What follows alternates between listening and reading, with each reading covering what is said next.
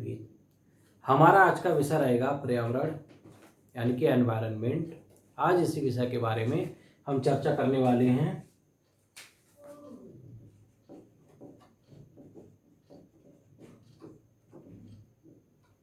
आज इसके अंतर्गत एक टॉपिक लिया गया है पर्यावरण प्रदूषण।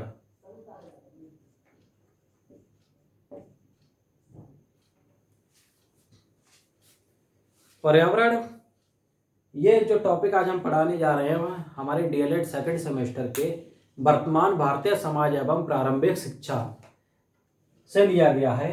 आज हम बात करने जा रहे हैं पर्यावरण के बारे में।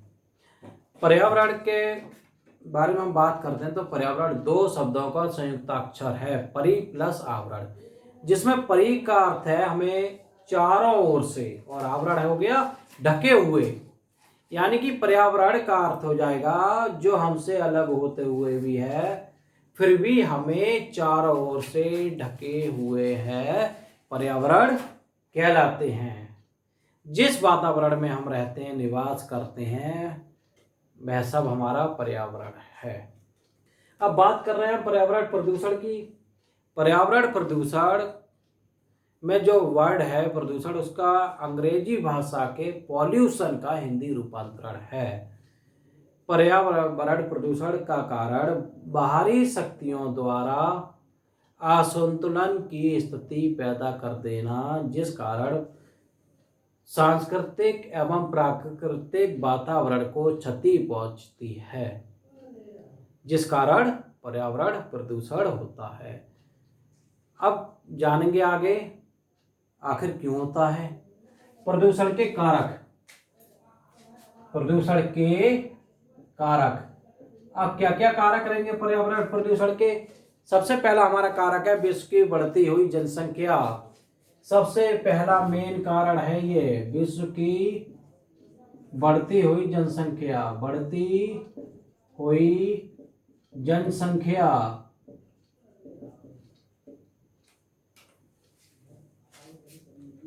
हम बात करते हैं कि देख सकते हैं एक अनुमान है पूरे विश्व में लगभग 2 लाख बच्चे प्रतिदिन जन्म लेते हैं और पूरे विश्व की जनसंख्या लगभग 6 अरब है। अगर ऐसा ही चलता रहा तो आने वाले समय में लगभग अनुमान लगा सकते हैं सन 2080 के करीब विश्व की जनसंख्या 15 अरब के करीब होगी। नतीजा ये निकलेगा कि पृथ्वी पर रहने के लिए जगह भी नहीं बचेगी। बढ़ती जनसंख्या के कारण ही पेड़ों का कटान अंधाधुंध किया जा रहा है। जंगलों को काटकर कृषि योग्य भूमि बनाई जा रही है, घर मकान बनाए जा रहे हैं। कारण हमारी बढ़ती हुई जनसंख्या है, क्योंकि जनसंख्या बढ़ रही है, जगह की कमी हो रही है, तो जगह की पूर्ति कैसे हो। अब दूसरा कारण है हमारा औद्योगिक विकास। ये तो पहला था। दूसरा है औद्योगिक विकास।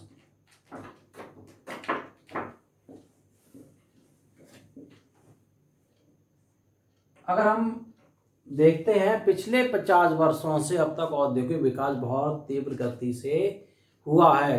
अनेकों फैक्ट्रियां लगाई जा चुकी हैं, उद्योग धंधे संचालित हो चुके हैं। तो इन उद्योग धंधों से निकलने वाला धुआं, गैसें, रासायनिक पदार्थ, कचरा, ये मुख्य कारण है प्रदूषण का, पर्यावरण प्रदूषण का। अपशिष्ट पदार्थ जो निकलते हैं वो जल में बह जाते हैं, जिससे जल प्रदूषित हो जाता है। हवा में गंदी गैसें घुल जाती हैं, कार्बन डाइऑक्साइड की मात्रा को बढ़ा देती हैं और ऑक्सीजन कम हो जाती है। औद्योगिक विकास भी इसका एक कारक रहा है। अब बात करते हैं आगे पर्यावरण प्रदूषण के प्रकार की।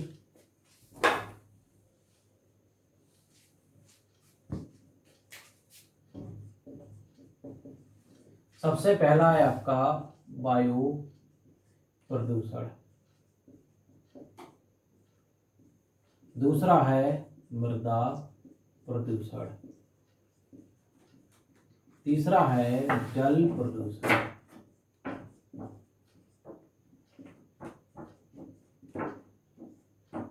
चौथा है आपका नाभिकीय प्रदूषण।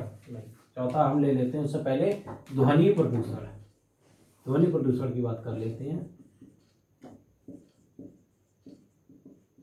अगला है आपका नाभिकीय या रेडियोधर्मी प्रदूषण। नाभिकीय भी कहते हैं इसको, रेडियोधर्मी प्रदूषण भी कहते हैं। छठा एक नया वर्ड जुड़ गया है, सामाजिक प्रदूषण।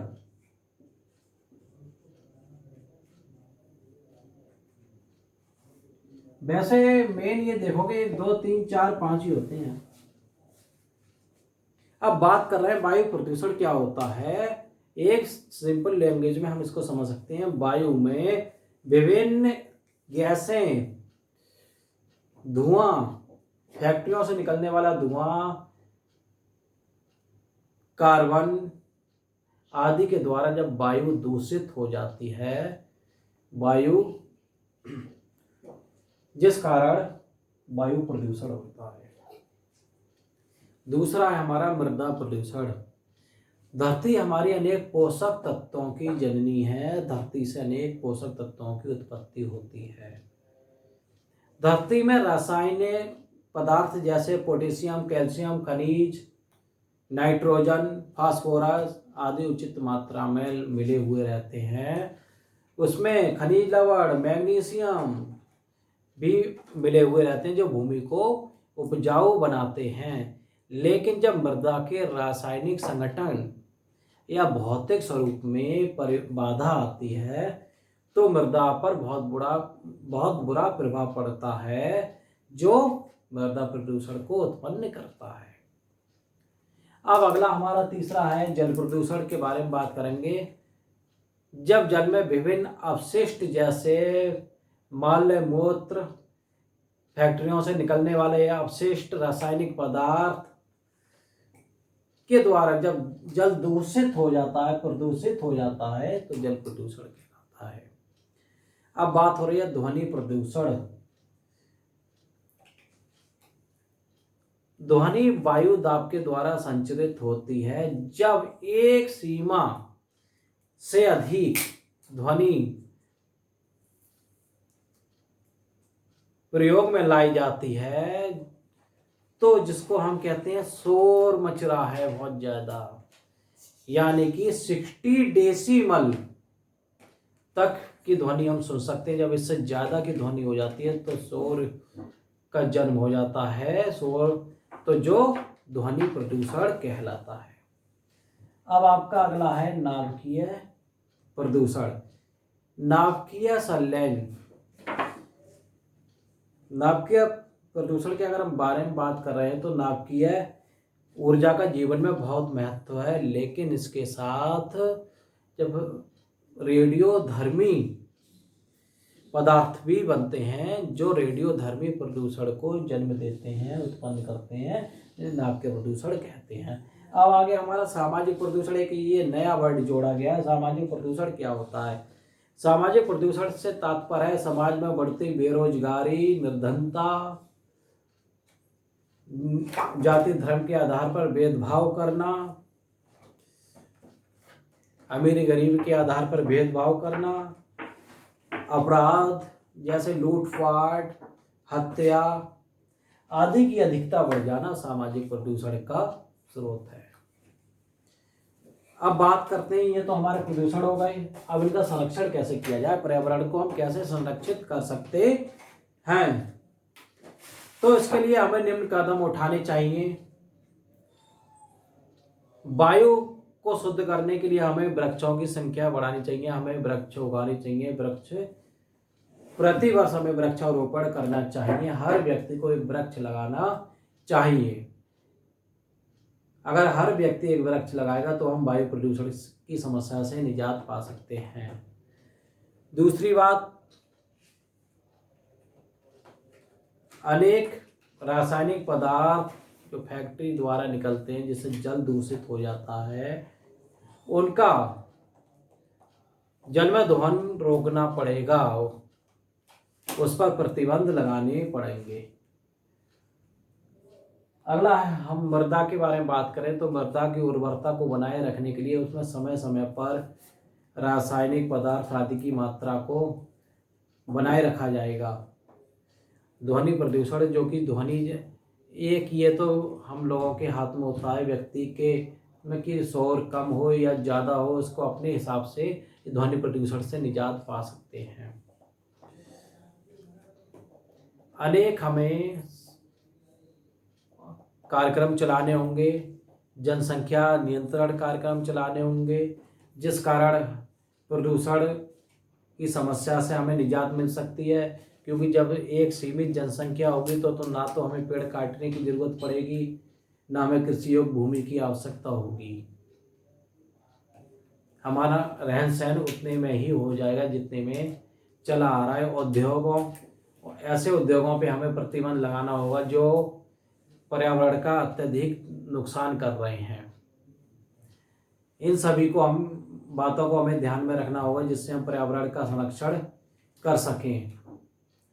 सामाजिक प्रदूषण को रोकने के लिए समाज आपने इसके बारे में बात की थी कि निर्धनता, लूटपाट, हत्या, ऊंच नीच का भेदभाव, जाति धर्म के आधार पर इन सब की समाप्ति करनी होगी। इसमें हमें लंबा वक्त लगेगा इस सबको समाप्त करने में, क्योंकि हमारे देश में बहुत ज़्यादा रूढ़िवादिताएं चली आ रही हैं प्राचीन काल से। इन सब रूढ़िवादिताओं को समाप्त करना होगा। इसका एक साधन है समाप्त करने के लिए शिक्षा पर जोर देना। शिक्षित समाज ही स्वच्छता, समृद्धि की ओर बढ़ता है। ये एक सत्य है, हमेशा इसे याद रखें। लूटपाट एक वर्ड आया था हमारा सामाजिक प्रदूषण में, लूटपाट, हत्या, इन पर अंकुश लगाना होगा। सरकार को कड़े कदम उठाने चाहिए ऐसे लोगों के प्रति जो ऐसे जघन्य अपराध को जन्म देते हैं। इन सभी चीज़ों को हमें ध्यान में रखना पड़ेगा जिससे हम पर्यावरण प्रदूषण से निजात पा सकते हैं और पर्यावरण का हम संरक्षण कर सकते हैं।